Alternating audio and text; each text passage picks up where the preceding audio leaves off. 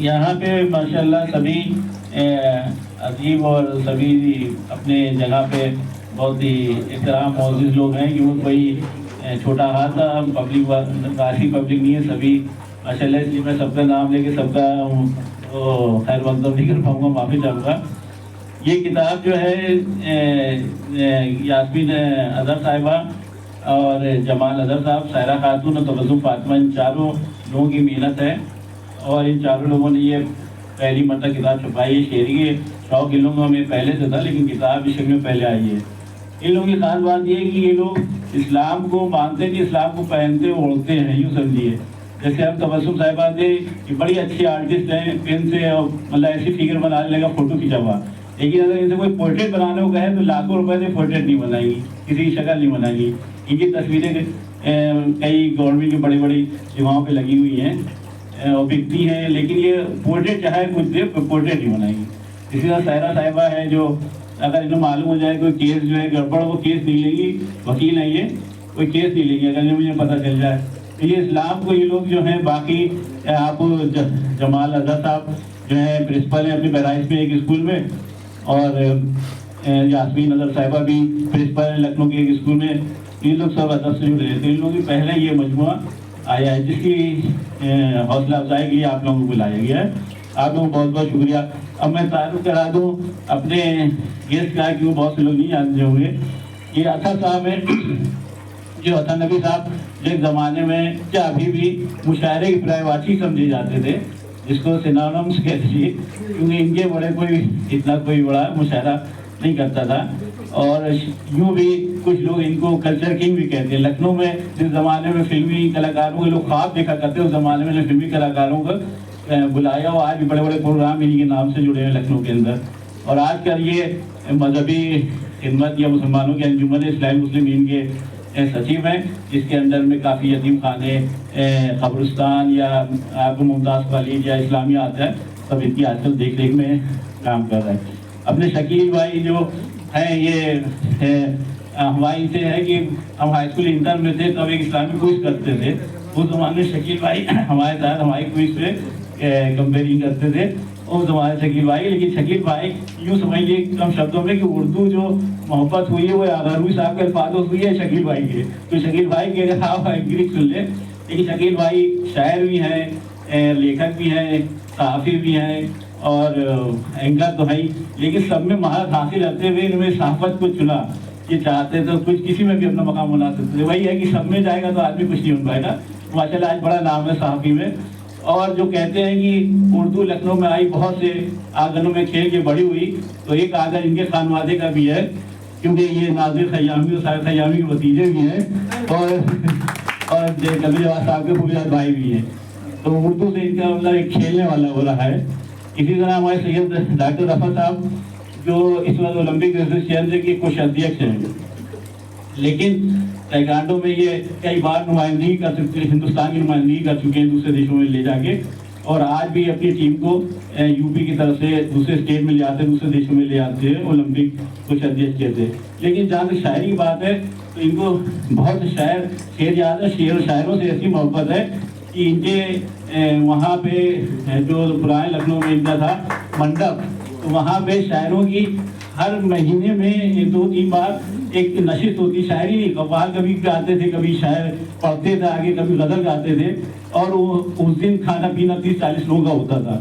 تو میر جعفر عبداللہ انہیں شاہجہاں کہتے تھے شوق میں یہ. اور دوسری چیز اور بتا دیں کچھ شاعر ایسے ہیں جو جس کو ہم الفاظ نہ یوز کریں آ نہیں رہے، کوئی غریب ٹائپ کے، تو ان کی کیا تنخواہیں بندی 2 سے لے کے 5,000 جیسا ہے اس کی تنخواہ ہر مہینے دیتے، چاہے وہ شعر سنانے آئے نہ آئے، لیکن وہ آ کے اپنے آپ کھاتے تھے، مطلب نیچے آفس سے پیسے لے جاتا.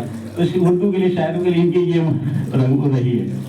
تو باقی اب ہمارے ساتھ جو اور لوگ ہیں، ڈاکٹر سفیان جی اور ڈاکٹر کنور رنجیت سنگھ ایڈوکیٹ، یہ لوگ اس ٹاپک پہ بولیں گے. میں معذرت چاہتا ہوں ان کے بارے میں پرسنلی نہیں جانتا، لیکن کنور رنجیت صاحب سے درخواست ہے کہ وہ آگے روشنی ڈالیں ان لوگوں کی کتاب پہ اور ان کی ویکتیگت جیون پہ. جو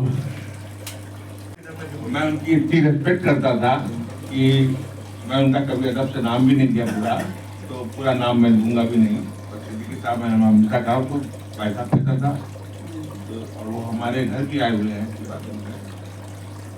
جو میرا ان کا ساتھ رہا, جو میں نے ان سے سیکھا دیکھا, آپ کو بتاؤں, شاید آپ لوگوں کو میری بات چھوٹی بھی لگے, لیکن یہ دل کی بات ہے.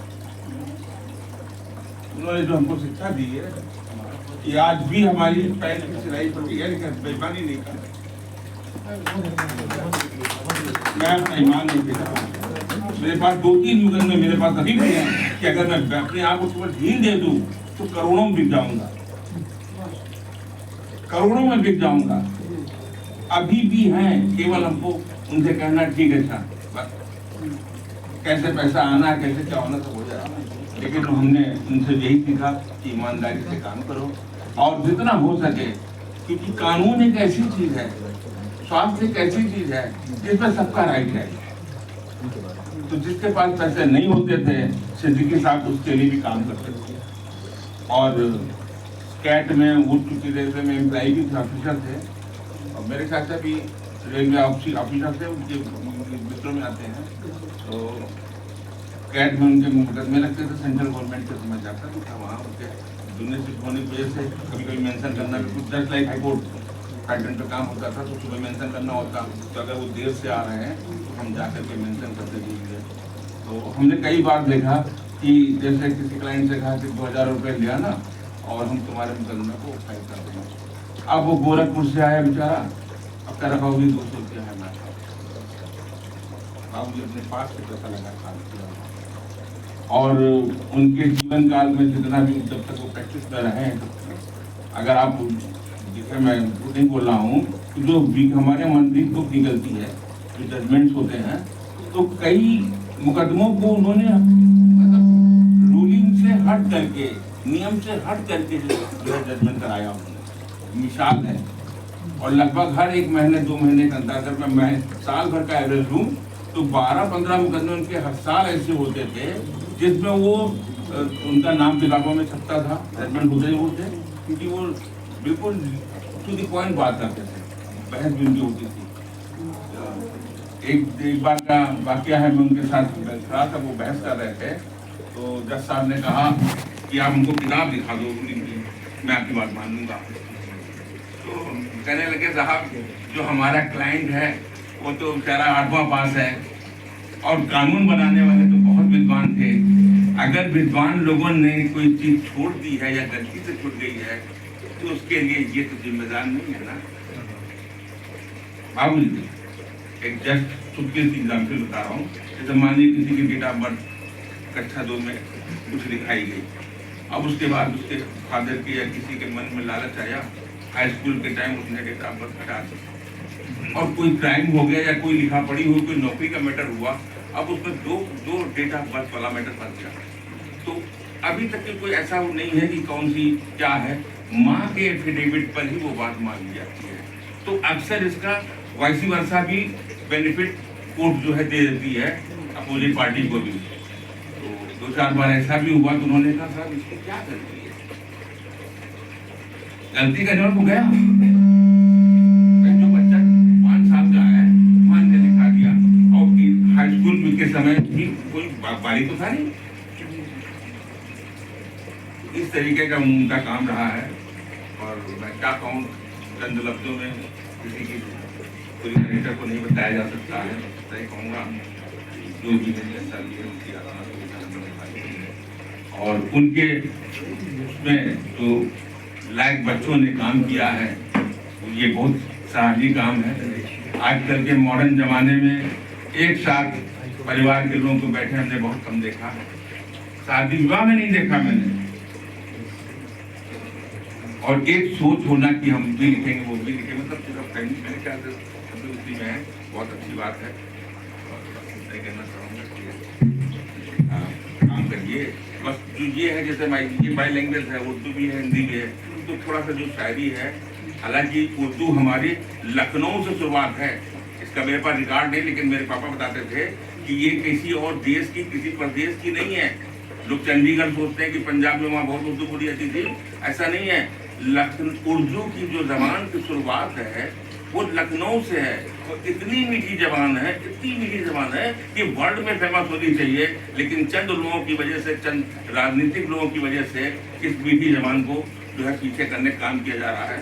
और हम चाहेंगे कि इसको आगे बढ़ाया जाए। इसमें जो भी मेरा सहयोग होगा मैं करूँगा, क्योंकि उर्दू शब्द बोलते समय अच्छा भी लगता है, हालांकि मुझे आती नहीं, तो मैं बोल नहीं पाता हूँ, लेकिन जो भी एक आध शब्द आते हैं मुझे बोलने में अच्छा लगता है। और गाना भी आप सुन लीजिए, आप कोई गाना उठा लीजिए, कोई गजल उठा लीजिए, अगर उसके शब्द अच्छे नहीं है सुनने में मजा नहीं आता, लेकिन अगर उर्दू के शब्दों से नवाजा गया है तो आपको एक, जैसे होता नहीं, ओशो ने कहा ध्यान, बुद्ध ने कहा ध्यान, आप ध्यान की तरफ अपने आप बढ़ जाएंगे।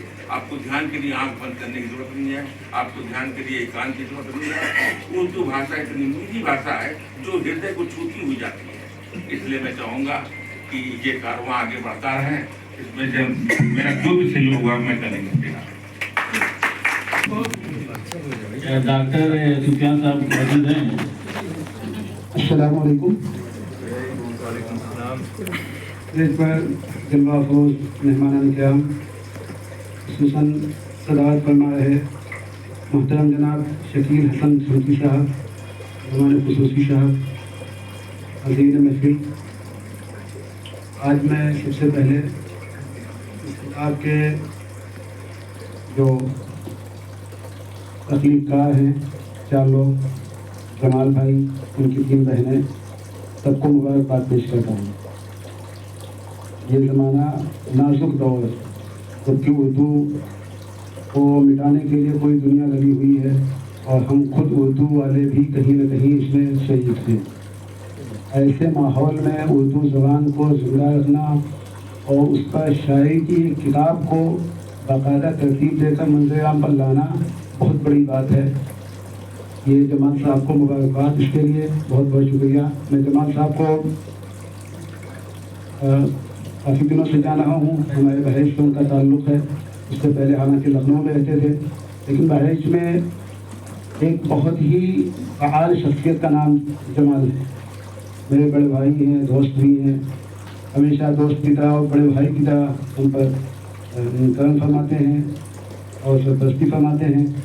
वो खुद एक अंजुमन है, हमेशा उनके घर पर अजीब और अच्छी किस्म की उर्दू की महफिलें मुनक़िद होती रहती हैं, जिसमें उनको बहैसियत शायर, बहैसियत अदीब जाना और पहचाना जाता है। लखनऊ में किस हैसियत से मुतारिफ है, आप ही लोग जान सकते हैं, वो खूब ही जानते होंगे। इस किताब के सिलसिले में मुझसे भी कुछ बातें कहने के लिए मदऊ किया गया है, तो मैं सोचता हूँ कि चंद बातें जो मैंने लिखी हैं वही आपके सामने पेश कर दूँ। गंजीना इस किताब का नाम रखा गया है, जो वाकई गंजीना है, यानी इल्म और अदब का ख़जाना है। यकीनन उर्दू अदब का एक बड़ा हिस्सा शेर व शायरी पर मुश्तमिल है, जो माफ़ी ज़मीर की अदायगी का एक मुअस्सिर तरीन ज़रिया है। अपने पैगाम और तासुरात को दूसरों तक पहुँचाने के लिए शायरी बेहतरीन वसीला है और उसकी तासीर के दायरे को भी वसाअत बख्शता है। इसीलिए शेरी तख्लीक़ात को बड़ी अहमियत हासिल है, हत्ता कि दुनिया के तमाम ममालिक के कौमी तराने शायरी की सूरत में है। इसका मतलब यह है कि सबने ये महसूस कर लिया है कि सादा नस्र में उतनी तासीर नहीं है जितनी शायरी में है। जो पैगाम आप शायरी की सूरत में मुंतकिल कर सकते हैं वो नस्र में नहीं हो सकता।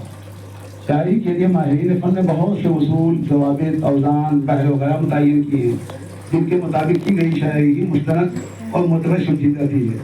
उर्दू शायरी का दामन शुरू ही से बहुत वसी रहा है और भी खासा वसी है। उर्दू शायरी के आवाज़ ही से बड़े बड़े शुरा ने इसके दामन में ऐसे ऐसे बुलबूटे खिलाए हैं जिन पर आज भी दुनिया रश्क करती है। यहाँ तहरीर का मकसद रक़मुल हुरूफ का इसके सिवा और कुछ नहीं है कि ज़ेर नज़र शेरी इंतखाब गंजीना जो 4 लोगों की काविश पर मबनी है, अपने ख्यालात का इजहार करूँ। मुख्तलिफ रंगो आहन से लबरेज इस इंतखाब में तसव्वुफ़ का रंग भी है, हालात हाज़िरा पर मुश्तमिल मज़ामीन भी हैं। जहाँ रोमानियत का अक्स है वही सियासी और समाजी सरगर्मियों का जिक्र भी बदरजे अतम मौजूद है। गंजीना में ब्यादर मोहतरम मोहम्मद जमाल अज़हर सिद्दीकी और उनके 3 महीनों का कलाम शामिल है। जमाल अज़हर साहब ज़माने तालिब इल्म ही से शायरी करते आ रहे हैं, मुशायरों और शेरी नशिस्तों में हमेशा शामिल होते रहे हैं। उनकी गज़लें और नज़में अक्सर उर्दू अखबारात में शाये होती रही हैं। जमाल साहब का ज़्यादातर वक्त समाजी और फलाही तहरीकों بالخصوص اردو زبان و ادب سے متعلق تحریکوں میں صرف ہوتا رہا ہے. اس کے سبب میں شکوہ گو ہوں کہ انہوں نے شاعری کے لیے بہت کم وقت دیا. ناچیز نے موصوف کے کلام کو جتنا دیکھا، پڑھا اور ان کے بارے میں سنا ہے، اس پر مشتمل نمونے کے طور پر چند اشعار ان کی شخصیت کے تعارف میں پیش خدمت ہیں.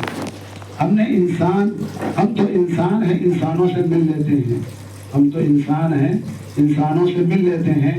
ہم کو انسان نرالا نہیں اچھا لگتا. اس دور میں منافقت کو کس طرح اپنی شاعری کے ذریعے پیش کیا ہے، ملاحظہ کیجیے. ملتے سب ہیں تپاک سے لیکن، ملتے سب ہیں تپاک سے لیکن سب کے دل میں نفاق رہتا ہے. جمال شہر یہ دانشوروں کا مسکن ہے. ہر ایک شخص سخنور دکھائی دیتا ہے. یہ حسرت، تمنا، تغافل، تدارک، مجھے سب تمہاری قسم راس آئے. پردوش کبھی تو چہرے پر کیا خوب گھنے جیسو تھے، وہ کالی گھٹا ایک سایہ فلک جو کل بھی تھی اور آج بھی ہے. جمال صاحب کی پہلوں کی شاعری پر جب ہم نظر ڈالتے ہیں تو محسوس ہوتا ہے کہ وہ ملک اور بیرون ملک کے حالات سے غافل نہیں ہوئے. انہیں بھی ملک کی معاشی، اقتصادی حالت کا صرف بخوبی علم ہی نہیں، بلکہ اس سے برآمد ہونے والے جذبات و احساسات سے متاثر ہو کر اپنے افکار کو شاعری کے قالب میں ڈھالنے کا شعور بھی رکھتی ہیں. جیسا کہ رضا صاحبہ فرماتی ہیں، صلاحیت ہے، سند ہے، جنوں ہے، جذبہ ہے. تو پھر بتاؤ پکوڑے ہی تلے کیوں تلے کوئی، تو پھر بتاؤ پکوڑے ہی کیوں تلے کوئی. درس و تدریس کے شعبے سے پیشے سے تعلق رکھنے والی یاسمین اظہر رضا صاحبہ نظمی خوب کہتی ہیں. عالمی منظرنامہ ان کی شاعری کا محور ہے، جس کی جھلک ان اشعار میں صاف طور پر دیکھی جا سکتی ہے. بارود کی بو ہر سو پھیلی ہے گلستاں میں، بارود کی بو ہر سو پھیلی ہے گلستاں میں، اڑتے ہیں فضاؤں میں طائر نہیں تیار ہے. سایہ خاتون صاحبہ جو کہ پیشے سے وکیل ہیں، لیکن ان کی شاعری اور ان کا انداز بے حد نرالا ہے اور ان کی تخلیقی صلاحیت زبردست ہے، جس کی تفحص الفاظ پرزور انداز میں نظر آتے ہیں. ان کی شاعری پڑھیے تو بازی نظر میں بڑے سادہ الفاظ، سیدھے سادے خیالات نظر آتے ہیں، لیکن درو بینی سے جائزہ لیجیے تو ہمیں فکر عمق اور پختگی کا فرما نظر آتی ہے. اور محسوس ہوتا ہے کہ سیدھے سادے شعر اپنے اندر معنی کیسی تہیں اور پردے سموئے ہوئے ہیں. کہتی ہیں یا اپنے نشانے پر جائیں کیونکہ تو فضا میں کھو جائیں، ترکش میں واپس کیا آئیں، تیرے ہاتھ سے چھوٹے تیر ہیں. اپنا تو بچھڑنا لازم ہے، فطرت کا تقاضا ہے ہم ساتھ نہیں رہ سکتے ہیں. شمشیر سے تم شمشیر سے ہم. معروف فائن آرٹسٹ اور تدریس کے شعبے سے وابستہ تبسم فاطمہ صاحبہ بھی کسی ماہر غزل گو سے کم نہیں. ان کی غزلوں میں بھی حالات زمانہ، لوگوں کے بدلتے مزاج، سماجی برائیاں، منافقت وغیرہ کا ذکر بڑی بے باکی سے کیا گیا ہے. ان کی شاعری کو دیکھنے سے اندازہ ہوتا ہے کہ ان کی شاعری کا قیمت بہت وسیع ہے. انہیں اپنے فن کو برتنے اور الفاظ کو سمونے کا ہنر بخوبی آتا ہے. ان کی غزلیں فنی پختگی، تازہ کاری اور شگفتگی کا مظہر ہیں. بطور نمونہ کچھ اشعار پیش خدمت ہیں. تصوف آمیز ایک شعر دیکھیں کہ دنیا کے جنجال میں رب کو بھولنے والے بھول گئے، دنیا کے جنجال میں رب کو بھولنے والے بھول گئے، واپس لوٹ کے جانا بھی ہے، عمر بچی اب تھوڑی ہے. اور یہ اشعار بھی توجہ طلب ہیں. یہ اور بات کہ جینا ذرا عذاب ہوا، منافقین کا چہرہ تو بے نقاب ہوا، فقط زباں سے برآمد ہوا نظر ہے اس کا، وہ آستین سے خنجر بھی دستیاب ہوا. تم اس کی حسن بیانی میں نہ جانا کہیں، تم اس کی حسن بیانی میں نہ جانا کہیں، وہ جھوٹ موٹ کا قصہ سنا رہا ہے تمہیں. الغرض یہ مجموعہ چاروں بہنوں کا مجموعہ ہے، مشترک مجموعہ ہے. اس کے لیے ہم سب کو چاروں کو مبارکباد پیش کرتے ہیں اور اجازت چاہتے ہیں. بہت شکریہ.